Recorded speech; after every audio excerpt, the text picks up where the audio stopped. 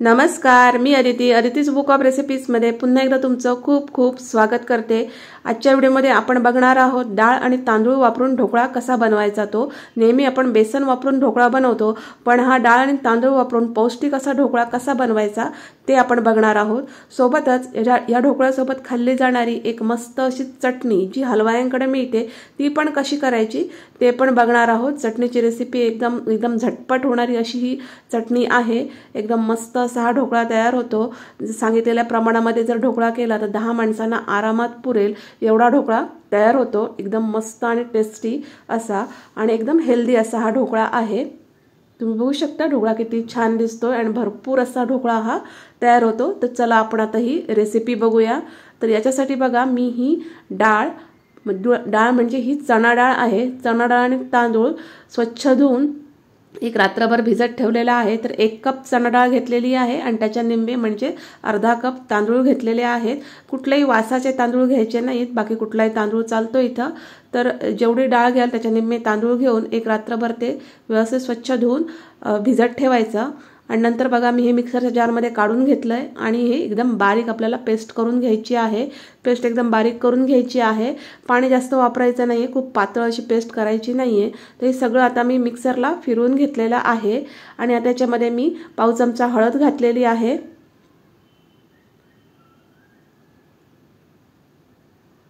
त्याच्यानंतर मग मी याच्यामध्ये ही साखर घातलेली आहे 2 चमचे। साखरेमुळे टेस्ट आहे ती ढोकळ्याची खूप छान येते। तर बॅटरमध्ये साखर असेल तर खूप छान टेस्ट येते। 1 चमचा मीठ घातलेला आहे। सांगितलेलं प्रमाण एकदम परफेक्ट आहे। आणि आता मी हे सगळं छान अगदी मिक्स करून घेतलेलं आहे। हे बघा सगळे जिन्नस आहेत ते पिठामध्ये छान अगदी मिक्स करून घ्यायचे।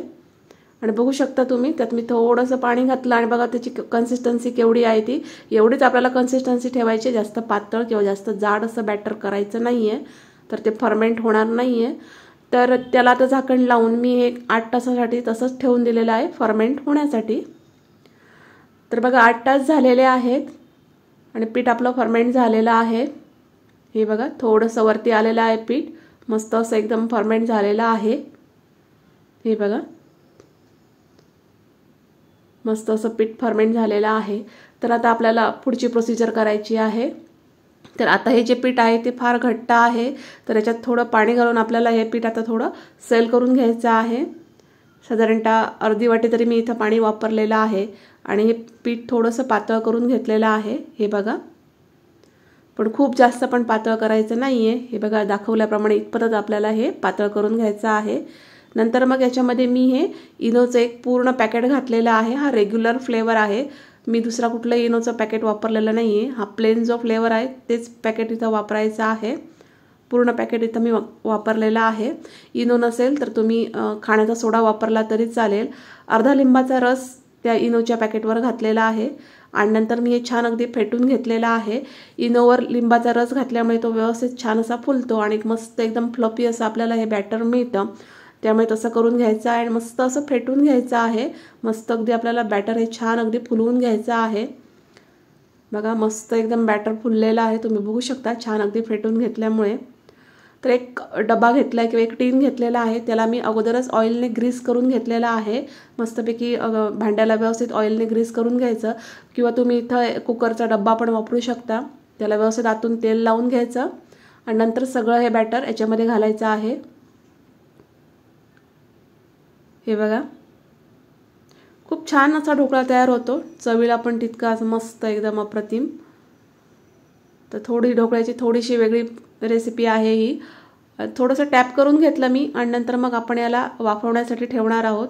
तर वाफवण्याचं पाणी आहे ते अगोदरच आपल्याला गरम करून घ्यायचं आहे। एक मोठा टोप घेतला, त्याच्यामध्ये एक जाळी ठेवून पाणी घालून मी ते आधीच गरम करून घेतलेलं आहे। थंड भांड्यामध्ये ठेवायचं नाहीये, आधी व्यवस्थित पाणी गरम करून घ्यायचं, भांडं ठेवायचं ढोकळ्याचं।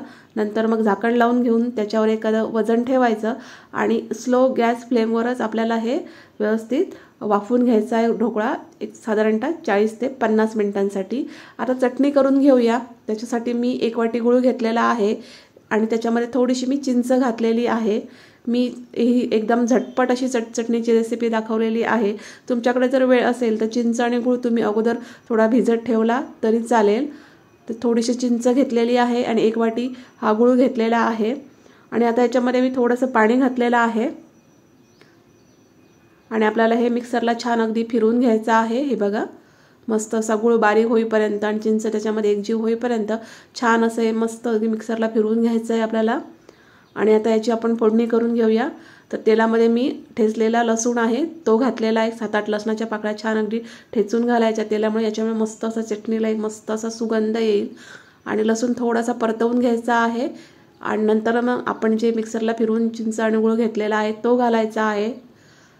हे बघा एकदम जसं हलवाईंकडे मिळते ना चटणी तशीच सेम चटणी तयार होते आणि एकदम झटपट, टेस्ट खूप छान येते आणि ढोकळ्यासोबत ही चटणी खायला खूप छान लागतो मग ढोकळासुद्धा। तर थोड्याशा मगजच्या बिया आहेत त्या मी याच्यामध्ये घातलेल्या आहेत आणि 1 चमचा बेडगी मिरची पावडर, मस्त असा लाल रंग येईल आपल्या चटणीला या। आणि नंतर मग ह्याच्यामध्ये थोडंसं चवीप्रमाणे मीठ घातलेलं आहे। हे बघा पाव चमचा साधारणतः मी इथं मीठ वापरलेलं आहे आणि आता हे छान अगदी मिक्स करून घ्यायचं। जर कुठे गुळाची गुठळी वगैरे राहिली असेल तर इथं ती पूर्णपणे मोडून जाते व्यवस्थित चांगलं गरम करून घेतल्यामुळे। हे बघा एकदम चटपटीत आणि सुंदर, याच्यासोबत ढोकळा खाणं म्हणजे मस्तच, एकदम छान एकदम ढोकळा लागतो या चटणीसोबत। तर इथं मी 1 चमचा कॉर्नफ्लॉवर घेतलेला आहे आणि याच्यामध्ये मी थोडंसं पाणी घातलेलं आहे आणि कॉर्नफ्लॉवर पाण्यामध्ये मिक्स करून घेतलेला आहे।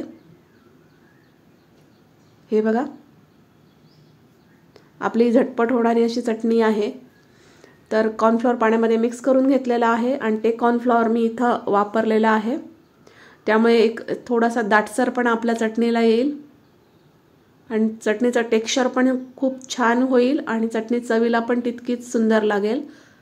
आणि आता मी हे मिक्स करून घेतलेलं आहे, त्याच्यामध्ये थोडंसं पाणी घालायचं। आता चटणीची कन्सिस्टन्सी तुम्हाला कितपत पाहिजे त्याप्रमाणे तुम्हाला इथं पाणी घालायचं आहे।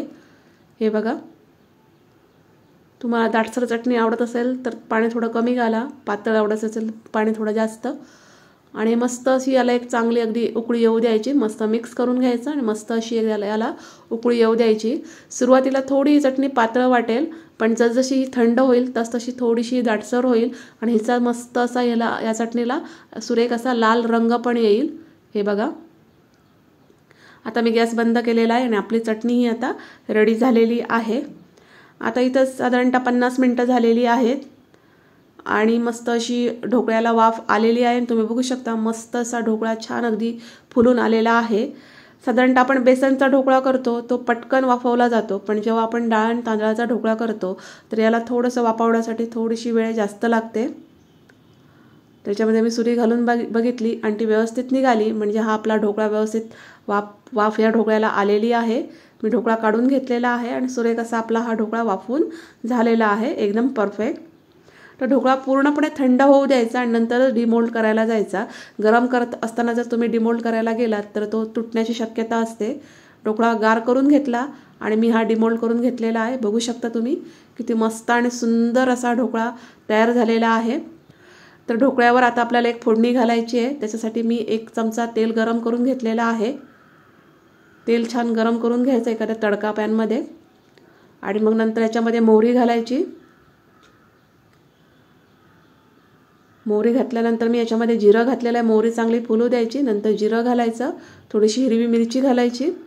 पॅन व्यवस्थित गरम झाला असेल तर गॅसची फ्लेम बंद केली तरी चालेल आणि नंतर मग याच्यामध्ये कढीपत्ता घालायचा आणि छान असं मिक्स करून घ्यायचं आणि याच्यामध्ये थोडंसं पाणी घालायचं, साधारणतः अर्धी वाटी मी इथं पाणी घातलेलं आहे।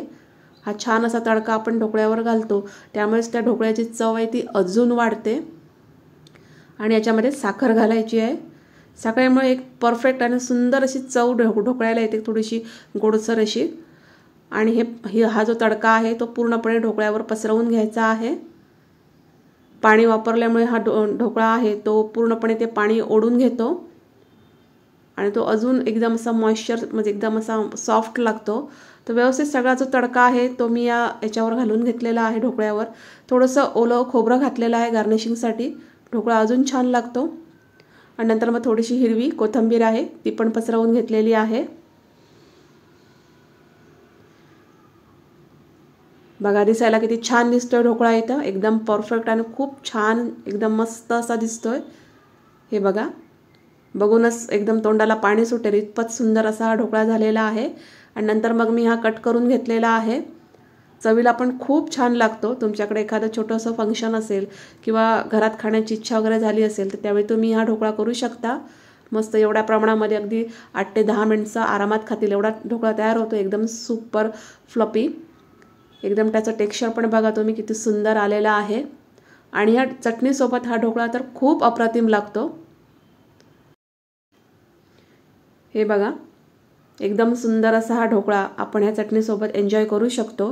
तर व्हिडिओ कसा वाटला ते तुम्ही कमेंट्समध्ये मला नक्की सांगा। जर व्हिडिओ आवडला असेल तर त्याला लाईक करा, शेअर करा, माझ्या चॅनलला नक्की सबस्क्राईब करा। अशाच एका छानशा रेसिपीसह आपण भेटू नेक्स्ट व्हिडिओमध्ये। तोपर्यंत धन्यवाद।